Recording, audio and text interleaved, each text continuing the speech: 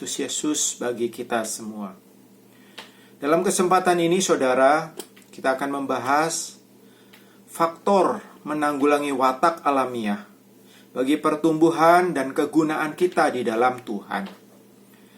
Saudara, setiap kita pasti damba. Di dalam kehidupan kita memiliki pertumbuhan dan kita memiliki kegunaan. Seorang pelajar ingin bertumbuh di dalam hikmatnya sehingga kelak dapat berguna. Seorang usahawan juga demikian, ingin bertumbuh dan makin berguna. Pendeknya, semua orang rindu mengalami pertumbuhan dan memiliki kegunaan. Di dalam kehidupan manusia, pertumbuhan dan kegunaan seseorang tergantung pengembangan dirinya. Namun, saudara, di dalam perkara rohani, watak alamiah manusia sama sekali tidak dapat dipakai dan diperkenan oleh Allah.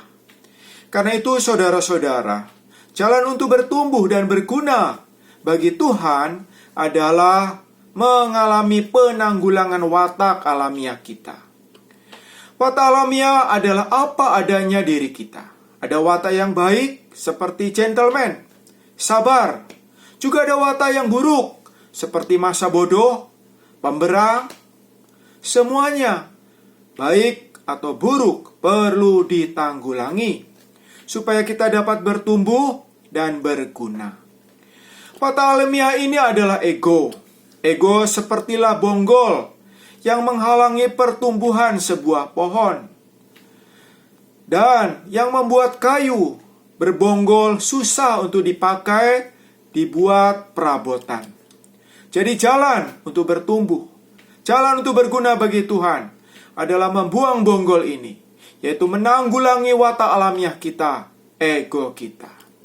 Untuk dapat menanggulangi ego ini, kita perlu pertama menyadari bahwa kita sudah disalibkan dan perlu tetap tinggal di dalam roh supaya kuasa salib ini nyata di dalam kehidupan kita. Yang kedua, kita perlu menyadari seperti perkataan Paulus dalam 2 Korintus 3 ayat 5 dan 6 bahwa dengan diri sendiri tidak sanggup dan kesanggupannya adalah pekerjaan Allah.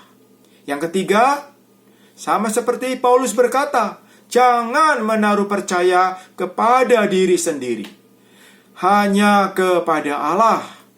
Yang dicatat di dalam 2 Korintus pasal 1 ayat yang ke-9. Saudara-saudara yang kekasih, pengalaman penanggulangan ego memiliki dua aspek. Yang pertama adalah aspek yang di dalam, yaitu melalui pendisiplinan Roh Kudus dan sorotan terang Kristus melalui firman-Nya. Berhubungan dengan aspek ini, kita perlu menaati Roh Kudus dan senantiasa menikmati firman Tuhan. Aspek yang kedua adalah melalui lingkungan. Dalam aspek ini, ada 3 poin yang harus kita perhatikan, yaitu kita perlu menempuh kehidupan gereja. Yang kedua, kita perlu memberitakan Injil untuk menghasilkan buah. Dan yang ketiga, kita perlu memberi makan domba-domba kecil Tuhan. Untuk hal ini, saudara-saudara, kita harus senantiasa mengambil bagian di dalam sidang-sidang gereja. Kita juga perlu bersaksi memberitakan Injil, sehingga kita memiliki anak rohani. Kemudian kita memperhatikan anak-anak rohani ini, supaya mereka bertumbuh. Saudara, ini sama seperti seorang gadis yang mengalami banyak kesulitan di dalam kehidupan perkawinan. Namun akhirnya menjadi seorang ibu dan menjadi berkat bagi anak-anaknya. Saudara yang kekasih, semoga kita menjadi orang yang bertumbuh, orang yang berguna, yaitu menjadi orang yang memberkati orang lain, bahkan menjadi berkat bagi segala suku bangsa. Kita ingat Yakub ketika masih muda, ya begitu menjadi orang perebut, namun melalui banyak penanggulangan, akhirnya menjadi Israel, pangeran Allah.